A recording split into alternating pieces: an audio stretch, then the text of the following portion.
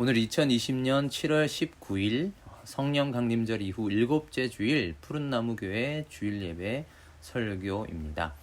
오늘 본문은 마태복음 13장 24절에서 30절 그리고 36절에서 43절이고 제목은 하나님 나라 두 번째 시간 알곡과 가라지라는 제목으로 설교합니다.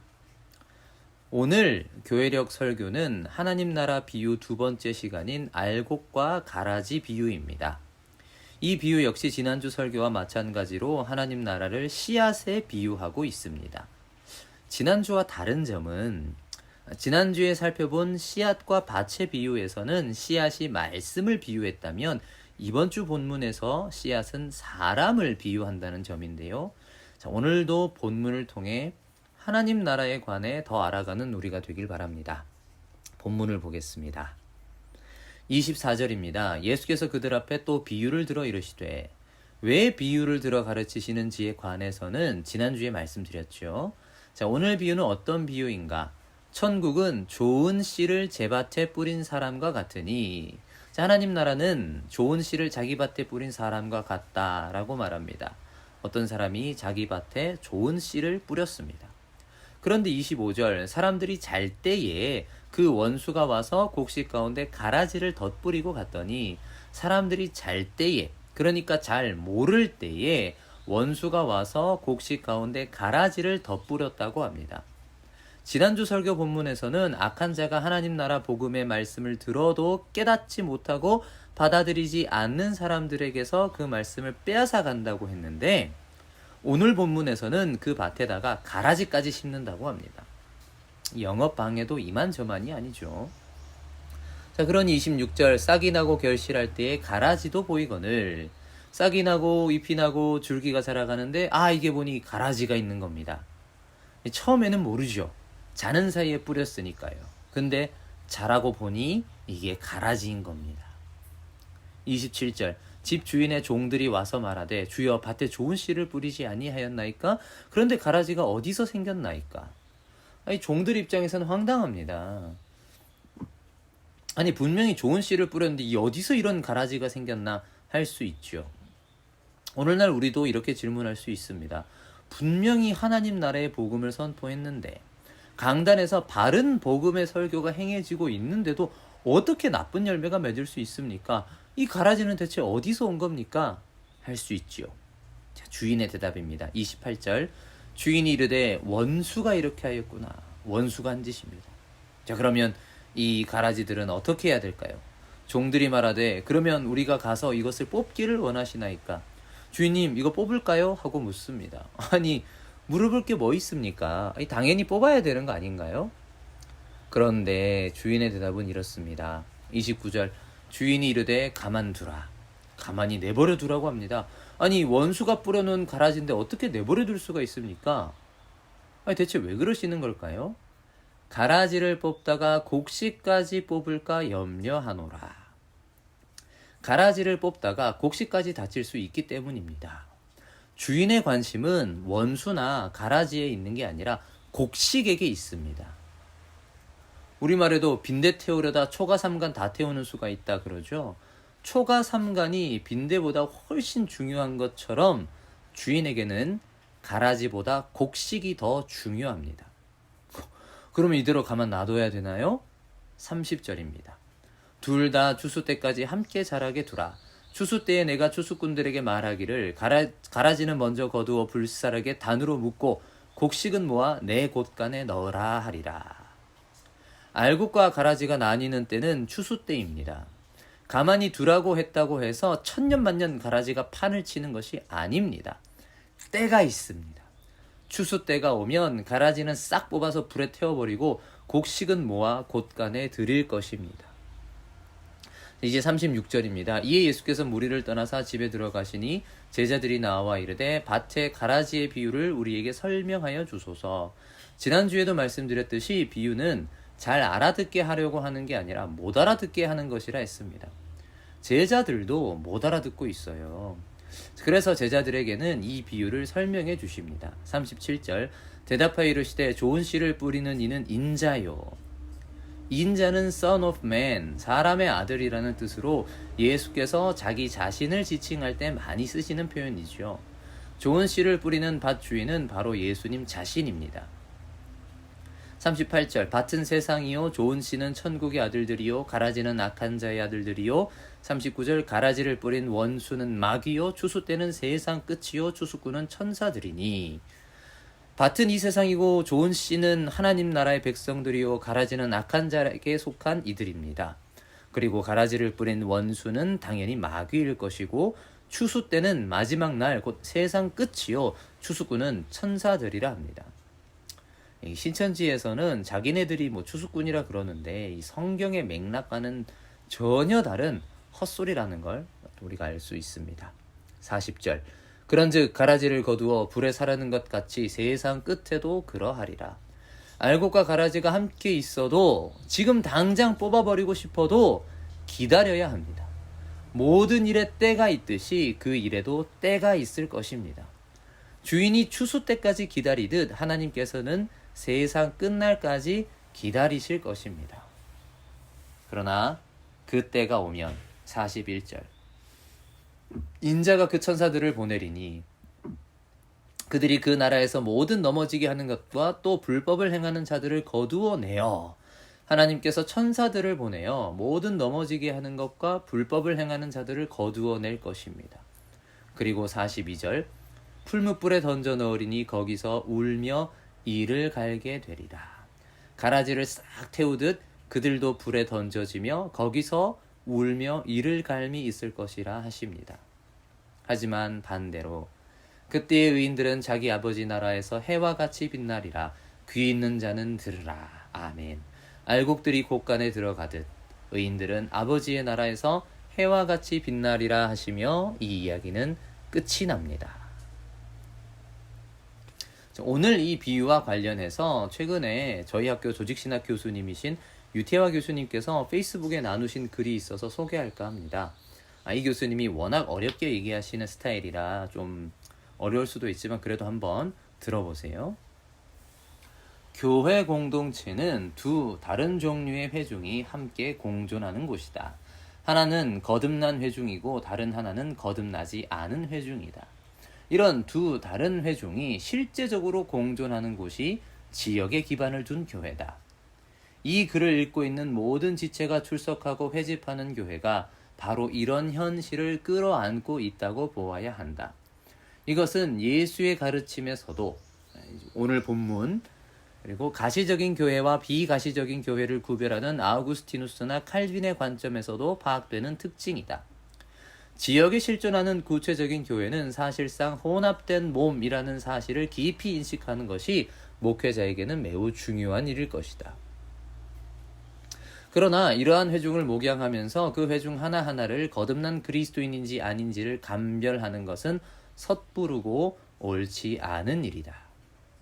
칼빈이 언급했듯이 이러한 행위는 그리스도인이라고 자신을 소개하는 사람의 양심의 성소를 들여다보는 결례일 것이다. 한국교회 언저리에서 활동하는 어떤 선교단체들에서 하듯이 이 지점을 들여다보고 확인하려는 태도를 교회에서 수용하게 되면 그 교회는 오래지 않아서 좌초하고 말 것이다. 바로 이런 상황에서 목회자가 혹은 신자들의 어머니로서 교회가 할 수 있는 최선의 봉사가 무엇일까? 그것은 바로 율법과 복음으로 구성되어 있는 하나님의 말씀을 봉사하는 것이다. 하나님의 말씀이 회중에게 주어질 때 율법이 거듭나지 않은 회중에게는 몽학 선생으로서 거듭난 회중에게는 규범으로서 기능하게 되는 것이다. 여기서 중요한 것은 지역에 실존하는 구체적인 교회는 사실상 혼합된 몸이라는 표현입니다. 오늘날 우리가 살아가는 이 세상 가운데 실제로 존재하는 구체적인 교회 공동체는 사실 혼합된 몸, 뒤섞인 몸입니다. 무엇이 뒤섞여 있는가? 바로 알곡과 가라지가 뒤섞여 있습니다. 교수님의 표현을 따르면 알곡은 거듭난 회중이요 가라지는 거듭나지 않은 회중입니다.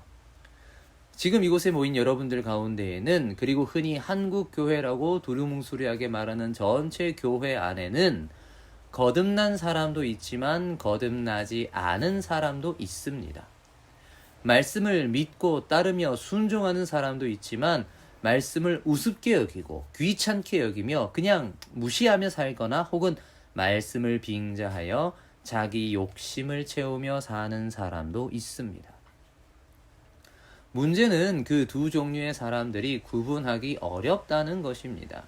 그래서 단순히 지금 당장 겉으로 드러나는 것만 보고 이 사람이 뭐 구원 받았나 안 받았나 하고 판단하는 것은 굉장히 어려운 일입니다. 그런데 어려울 뿐만 아니라 그것은 옳지 않은 일이라고 합니다. 칼빈은 그것을 그리스도인이라고 자신을 소개하는 사람의 양심의 성소를 들여다보는 결례라고까지 말했다고 합니다. 쉽게 말하면 구원의 확신이 있습니까? 지금 죽어도 천국 간다고 확신합니까? 라고 물어보는 것은 굉장한 결례이며 성경적이지도 않다는 것이죠. 자, 그러면 어떻게 해야 할까요? 답은 기다려야 한다는 것입니다.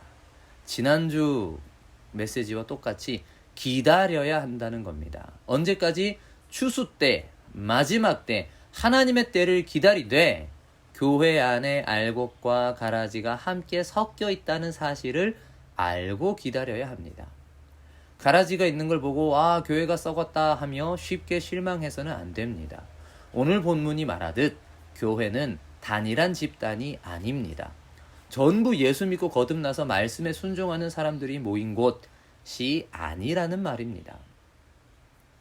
어떤 사람은 진짜 예수님을 바로 알고 믿지만 어떤 사람은 겉으로는 멀쩡해 보여도 속은 썩은 나무둥치 같은 사람도 있습니다. 어제는 괜찮아 보였는데 오늘 보니 이상한 사람도 있습니다. 그러나 하나님은 그런 사람을 바로 심판하거나 징계하지 않으십니다. 그래서 우리는 헷갈립니다. 아니 저런 사람을 어떻게 그냥 내버려 두시나? 그럴 때 우리가 하는 말이 있죠. 귀신은 뭐 하나 저런 놈 안 잡아가고. 저런 놈 안 잡아가는 이유는 아직 때가 이르지 않았기 때문입니다. 우리는 그 때를 기다려야 합니다. 하나님의 교회는 지금 완전하지 않습니다. 이를 제가 존경하는 또 다른 교수님은 이렇게 말합니다. 지금 하나님의 공동체는 이런 불확정성을 견뎌야 한다. 네, 하나님의 나라의 공동체는 지금 확실하게 완전한 공동체는 아닙니다. 지난주 설교 말씀처럼 지금 우리는 모릅니다. 우리가 아는 것은 우리가 잘 모른다는 사실입니다. 우리가 아는 것은 지금 우리가 보는 교회는 완전하지 않다는 사실입니다. 그러나 그렇다고 하여 그래 우리는 완전하지 않으니까 뭐 그럴 수도 있지 하고 그냥 넘어가는 것은 결코 아닙니다. 분명한 것은 반드시 심판이 있을 것입니다. 그때까지 하나님께서는 오래 참으시는 것 뿐입니다. 베드로후서 3장 9절은 이렇게 말합니다. 주의 약속은 어떤 이들이 더디다고 생각하는 것 같이 더딘 것이 아니라 오직 주께서는 너희를 대하여 오래 참으사 아무도 멸망하지 아니하고 다 회개하기에 이르기를 원하시느니라. 한 사람이라도 회개할 때까지 혹은 가라지를 보며 알곡 하나라도 저러면 안 되는 거구나 하고 깨닫고 죄에 빠지지 않게 하기 위해 기다리시는 것 뿐입니다. 주 안에서 사랑하는 하나님의 백성 여러분, 세상에 실망스러운 일이 참 많지요. 어떻게 없겠습니까? 게다가 교회가 너무 실망스러운 모습을 보일 때가 참 많습니다. 그럴 때마다 실망하고 좌절하다가 이윽고 교회를 등지는 사람들도 있을 것입니다. 하지만 그것은 참 지혜가 아닙니다. 참된 지혜는 교회는 다 썩었어가 아닙니다. 교회가 다 썩었으면 자기도 썩은 거 아닌가요? 자기만 안 썩고 남들만 다 썩었다 그러면 그것도 교만이 아닐까요? 참된 지혜는 교회가 완전하지 않다는 사실을 아는 것입니다. 그리고 반드시 이 잘못된 현실을 바로잡으실 날이 올 것임을 믿는 것입니다. 물론 우리가 아는 것과 믿는 것 사이에는 큰 간격이 있지요. 그러나 에베소서 4장 13절 말씀과 같이 우리가 다 하나님의 아들을 믿는 것과 아는 일에 하나가 되어 온전한 사람을 이루어 그리스도의 장성한 분량이 충만한 데까지 이르기를 바랍니다. 그렇게 그날까지 기다리며 참고 견디어 결국에는 해와 같이 빛나는 저와 여러분이 되기를 주님의 이름으로 축원합니다. 아멘. 기도하겠습니다. 하나님 아버지 감사합니다. 오늘도 우리에게 말씀을 통하여 지혜를 주심에 감사드립니다. 오늘 우리가 세상을 살아가며 참 실망스럽고 특히 교회가 우리를 실망시키는 일이 참 많습니다. 그러나 주님, 우리가 그런 일들 때문에 교회에 실망하고 좌절하고 하나님을 믿는 믿음을 저버리지 않도록 우리를 붙들어 주옵소서. 지금 교회는 완전하지 않기 때문에 이런 사람 저런 사람 있지만 결국에는 하나님께서 반드시 이 어긋나고 어그러지고 흠이 많은 세상 가운데 하나님의 정의와 평화를 가져오실 것임을 믿는 믿음을 우리에게 허락하여 주옵소서. 우리가 그 믿음으로 이 현실을 끝까지 참고 견디며 실망하지 아니하고 굳건하게 버티고 서서 주님 오시는 그날에 해와 같이 빛나는 우리가 되도록 주님 우리를 붙들어 주옵소서. 그렇게 하실 주님을 기대하며 감사드리며 우리 구주 예수 그리스도 이름으로 기도합니다. 아멘.